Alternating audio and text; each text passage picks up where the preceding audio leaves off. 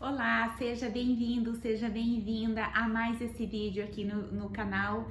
Esse vídeo que faz parte de uma série de devocionais que acontece de segunda a sexta-feira em meu perfil no Instagram às 19h30.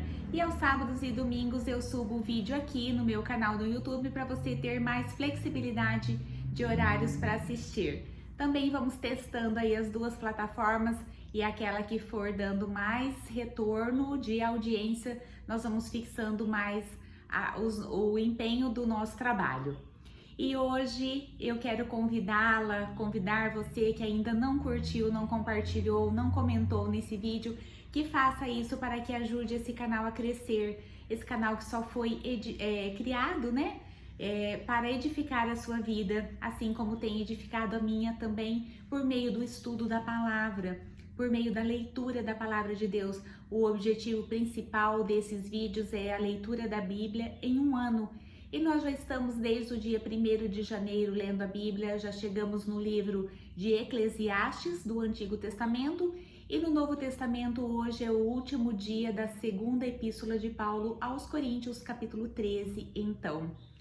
Vamos lá, hoje iniciando pelo capítulo 7 do livro de Eclesiastes, sendo que nós vamos comentar, né? Foi lido já o texto, aqui nós só comentamos os capítulos 7, 8 e 9 do livro de Eclesiastes.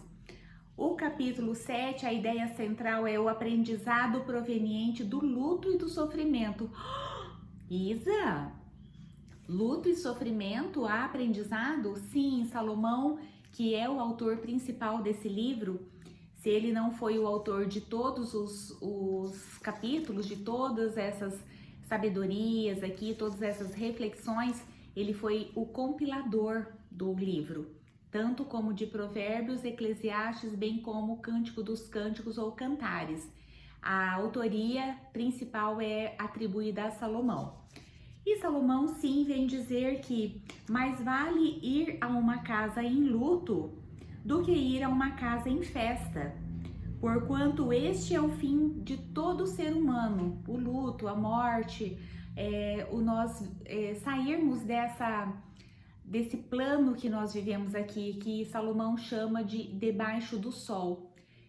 É certo de que todos nós passaremos por isso, exceto aquelas pessoas que estarão ainda em vida na segunda vinda de Jesus, mas aqui Salomão não tinha revelação disso ainda.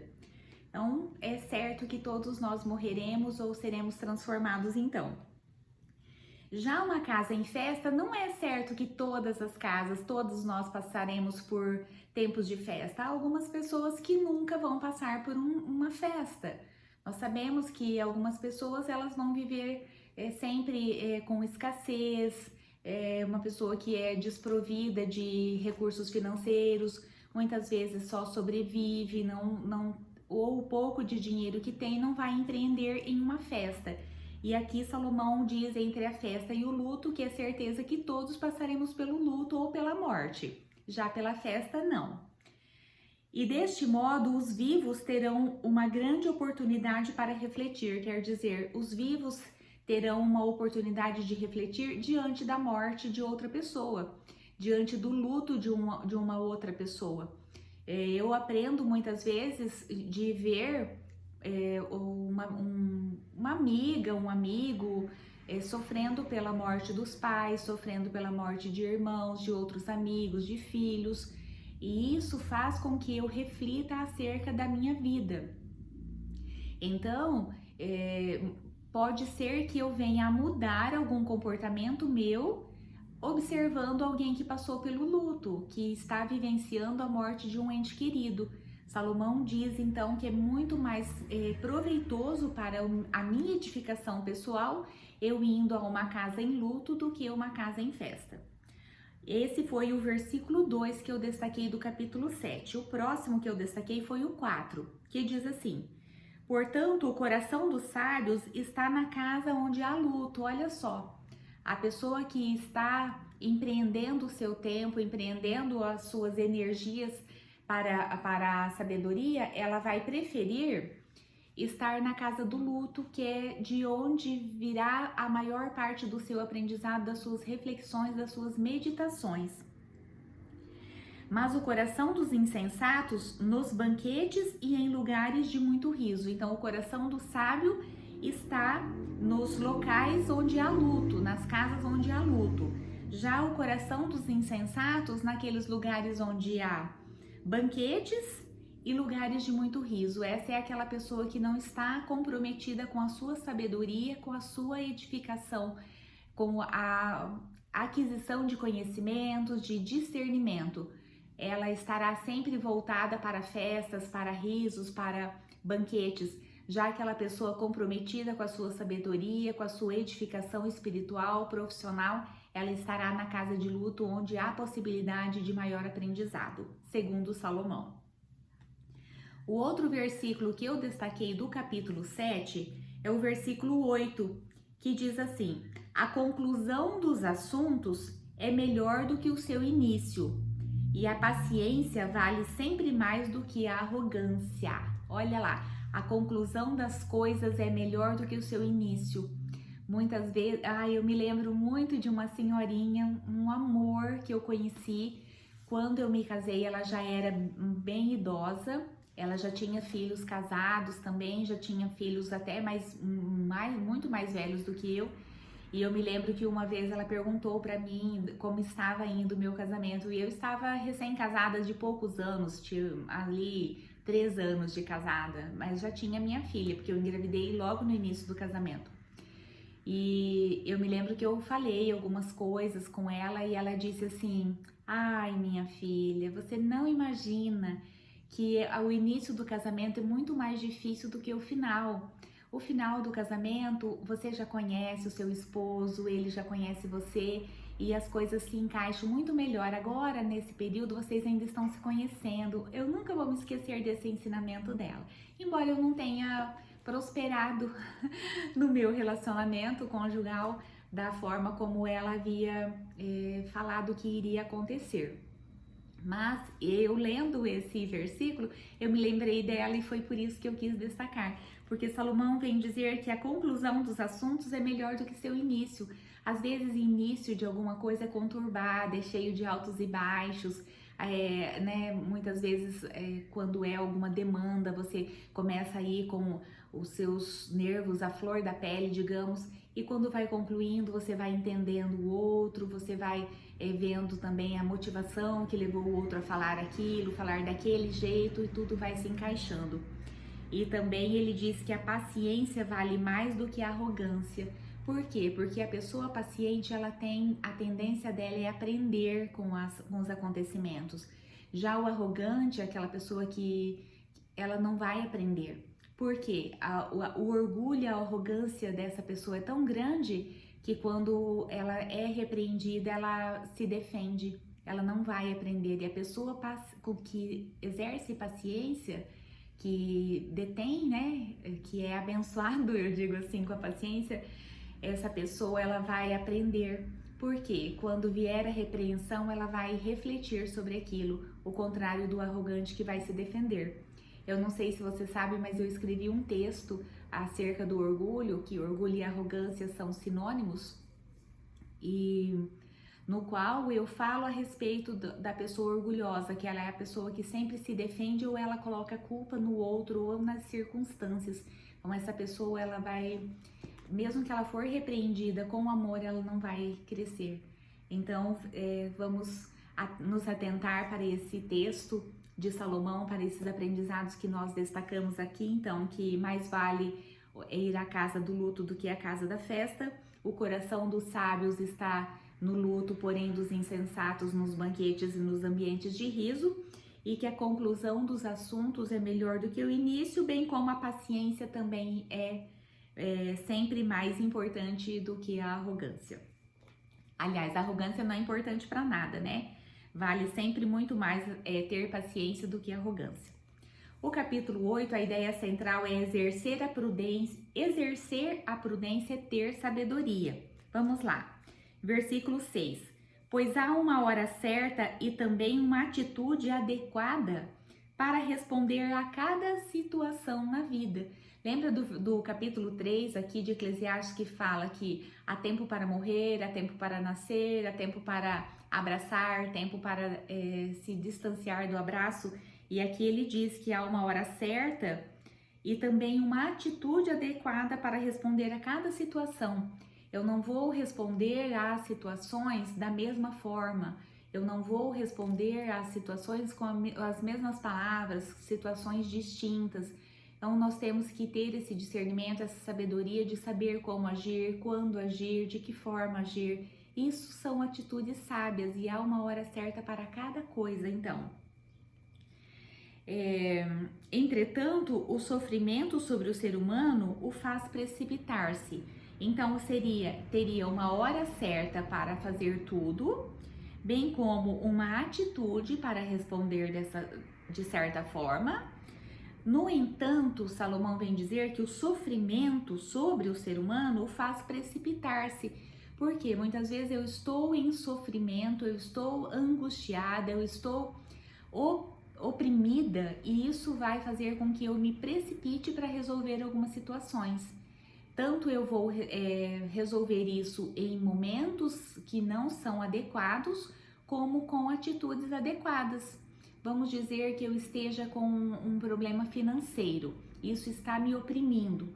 Eu posso agir erradamente, precipitadamente, pegando um empréstimo, fazendo um plano que depois eu vou precisar pagar juros altíssimos, só por ter me precipitado. Muitas vezes eu teria algum dinheiro para receber e com medo de não conseguir pagar, eu vou e tomo alguma atitude precipitada. Então, o sofrimento que estava me oprimindo, que era essa conta para pagar, me fez ter atitude inadequada em momento inadequado e talvez adquirir uma dívida mais alta do que eu poderia pagar no futuro.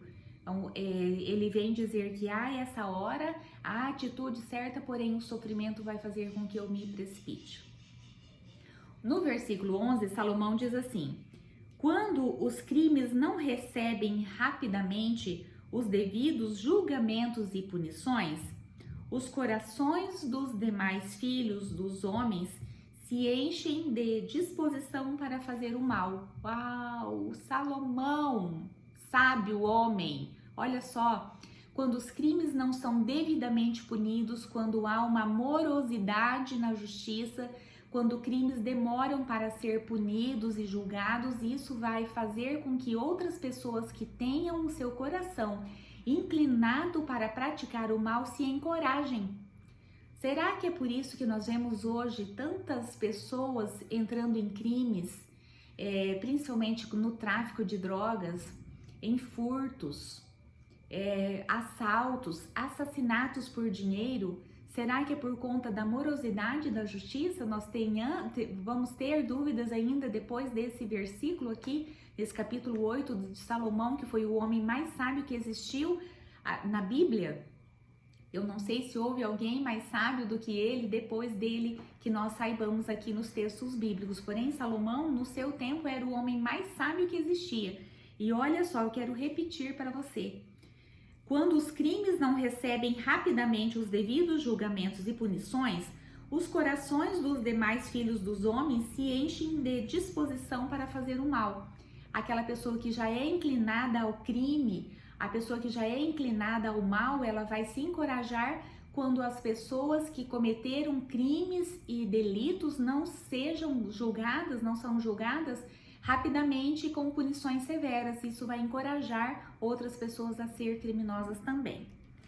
E o último versículo que eu destaquei desse capítulo 8 é o versículo 17, que diz assim: por mais que se esforce para desvendar o sentido dos acontecimentos, não foi dado ao ser humano o poder de entender todas as ações de Deus.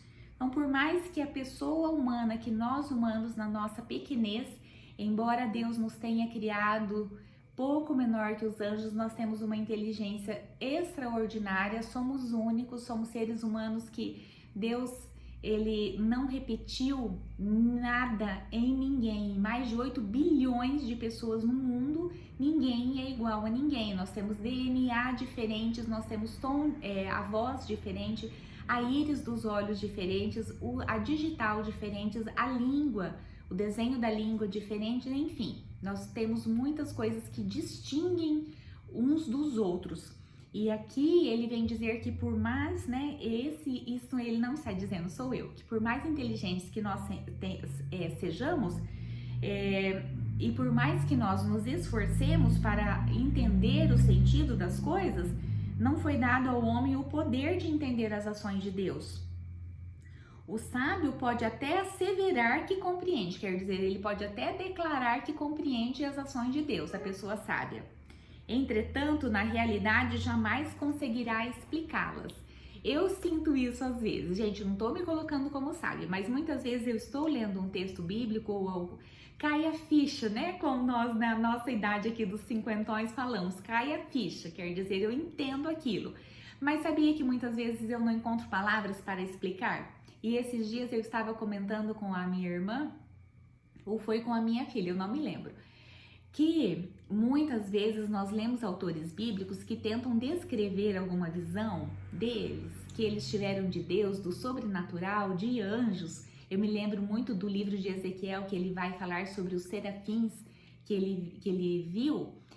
Ele teve a visão, porém ele vai transformar, traduzir aquilo em uma linguagem que nós possamos entender. Muitas vezes ele utilizou do vocabulário que ele tinha para que nós possamos compreender alguma coisa. E assim aqui, Salomão ele vem falar sobre isso, que o sábio ele pode até declarar que ele compreende. Ele pode até declarar, até falar. Entretanto, na realidade, jamais conseguirá explicá-las, porque os mistérios de Deus são inexplicáveis mesmo. Deixa Deus ser Deus. Se fosse para nós sabermos, Deus teria facilitado algumas coisas. Mas, no entanto, ele tem os segredos dele e não cabe a nós saber. Eu sempre ouço as pessoas dizendo, ai, por que será que Deus faz isso? Por que será que... Deixa Deus ser Deus. Ele nos fez seres humanos e não deuses para desvendar os mistérios dele. Então, deixa Deus ser Deus. E a nossa inteligência não vai alcançar aquilo. E aqui, Salomão deixa isso claro. Eu posso até dizer que eu compreendi, porém eu não vou saber explicar. Eu acredito que acontece isso com alguns textos também, que nós temos muita dificuldade na hora de falar acerca do que compreendemos sobre as coisas de Deus. Como é que eu vou falar, por exemplo, de uma experiência que eu tive com Deus, se só eu senti aquilo, como que eu vou traduzir isso para você? Eu vou traduzir da minha forma humana, mas às vezes não chega a 1/10, a 1/100 daquilo que realmente aconteceu no momento, e assim os autores bíblicos também. Por último, capítulo 9 agora do livro de Eclesiastes, a ideia central é que os imprevistos são para sábios e nécios, quer dizer, sábios e ignorantes. Ignorantes aqui é aquela pessoa que não tem sabedoria, que não buscou conhecimento. Então, imprevistos são tanto para sábios como para nécios. Olha lá, eu destaquei o versículo 10. Sendo assim, tudo quanto vier à mão para realizar, faze-o com o melhor de suas forças. Então, Salomão vem dizer aqui, tudo que chegar à sua mão para você fazer, faça com o melhor de si, com excelência, com diligência, faça com qualidade. Por quê? Ele diz assim, para a sepultura, para onde vais? Para onde vamos? Ele deveria ter colocado, né? Para onde vais? Não há atividade, não há trabalho, não há reflexão, planos, conhecimento, saber, nem nada. Então, toda a possibilidade que eu tenho de realizar algo, de realizar um bom trabalho, de realizar uma boa ação, de trabalhar com justiça, de exercitar a minha sabedoria, adquirir sabedoria é agora. Não é amanhã, não é o ano que vem, não é o mês que vem, é hoje. É hoje. Por quê? Todos nós, exceto aquelas pessoas que estarão vivas na segunda vinda de Jesus, vamos morrer, vamos perecer. E como diz Salomão aqui, na sepultura não há fazeres, não há nada. Então é aqui que nós precisamos exercitar a nossa excelência, a nossa diligência, a nossa disciplina. Então esse versículo vem nos chamar a atenção para isso. Tudo quanto vier à sua mão para realizar, faze-o com o melhor das tuas forças, porque na sepultura nada poderemos mais fazer. cuidar dos pais, cuidar dos filhos, cuidar das nossas finanças, cuidar da natureza, dos animais, tudo nós devemos fazer agora e da melhor maneira que nós pudermos. O outro versículo, que na verdade é um versículo bem grande, eu destaquei, é o 11.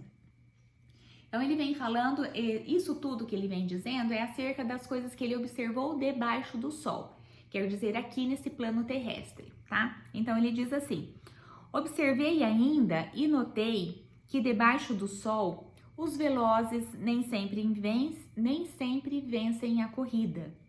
Os mais fortes nem sempre triunfam nas batalhas. Os sábios nem sempre têm com o que se alimentar. Nem a fortuna acompanha sempre os prudentes. Nem os bem instruídos e inteligentes têm garantia de prestígio e honra, pois o tempo e o acaso afetam a todos indistintamente. Entendeu? Então, nem sempre quem vai vencer a corrida é o mais veloz, nem sempre quem vai vencer a batalha é o mais forte, nem sempre a riqueza está do lado da pessoa prudente, nem sempre aquela pessoa inteligente e bem instruída que vai ter honra. Por quê? Aqui os acasos acontecem para qualquer pessoa. No mundo tereis aflições, disse Jesus, mas tende bom ânimo, eu venci o mundo. Por quê? Nem sempre vai ser possível nós, cristãos, que estamos aprendendo sobre a palavra, que estamos obedecendo ao mandamento, tentando ter uma vida, construindo uma vida santa. Não é tentar não consegue nada. Construindo uma vida santa diariamente, amando o nosso próximo, nem sempre nós seremos privados, nunca, né? Pode ser que nunca seremos privados de sofrimentos, de tribulações. Vejam só a vida de Paulo, que nós vamos ver aqui na sequência, que ele teve muitos desafios, enfrentou perigos, enfrentou privações. Agora a igreja que ele plantou, que é a igreja de Corinto, está praticamente contra ele. Então, nós não vamos esperar que porque nós somos bonzinhos, nada de mal vai acontecer conosco, que porque nós seguimos o Senhor, nada de mal vai nos acontecer. Não, aqui Salomão vai dizer que o tempo e o acaso afetam todos indistintamente, quer dizer, bons e maus. O sol nasce para bons e maus. Entende? Então, tenhamos isso na nossa consciência de que o acaso e o tempo nos afetam. E por último, o versículo 18, que diz assim: a sabedoria é melhor e mais poderosa do que qualquer arma de guerra.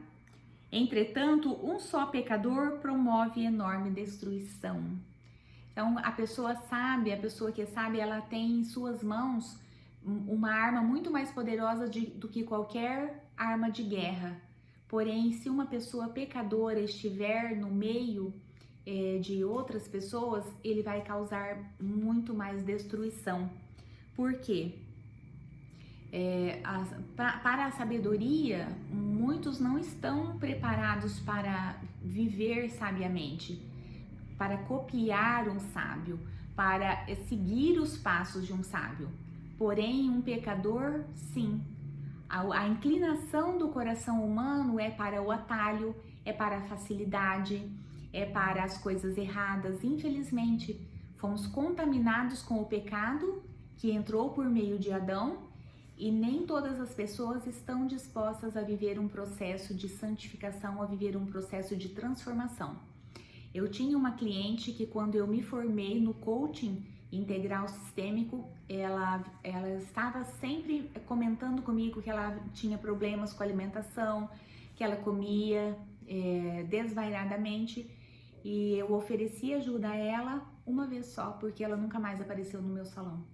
Ela não quis, ela preferiu continuar no seu ciclo vicioso de falta. Ela não teve coragem, na verdade, de deixar a vitimização. Ela preferiu continuar daquele jeito. Então, é uma pessoa inclinada a copiar pessoas erradas, pessoas que vitimizam, mas não seguir um caminho que poderia levar a ela a deixar aquele problema. Porque provavelmente ela pensava assim, que história eu vou contar agora para dizer que eu estou doente, sabe? Então, a sabedoria, ela é mais poderosa que uma arma de guerra, porém um pecador só, ele causa muita destruição. Amores, vamos lá para a carta de Paulo, finalização. O último capítulo, hoje capítulo 13, Paulo está avisando a comunidade por carta que ele vai visitá-los pela terceira vez. E ele diz assim: quando eu retornar, com certeza não os pouparei, porque todo o tempo Paulo veio falando, defendendo o ministério dele, porque os coríntios estavam sendo atacados por mestres, por falsos mestres que estavam cogitando que Paulo não era um apóstolo verdadeiro. E Paulo precisou se defender muitas vezes.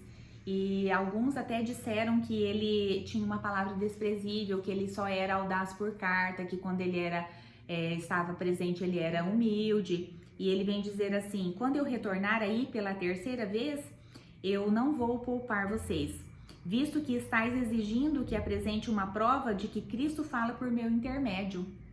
Então ele falou: olha, já que vocês estão duvidando que Cristo fala pelo meu intermédio, eu não vou poupar vocês, eu vou ser rigoroso, porque Cristo, ele não é fraco quando ele cobra as coisas, ele é forte. Então eu vou seguir o exemplo dele, porque até agora, né, segundo vocês estão duvidando, então agora eu vou exercer o poder que Cristo exerce em mim, eu vou exercer em vocês.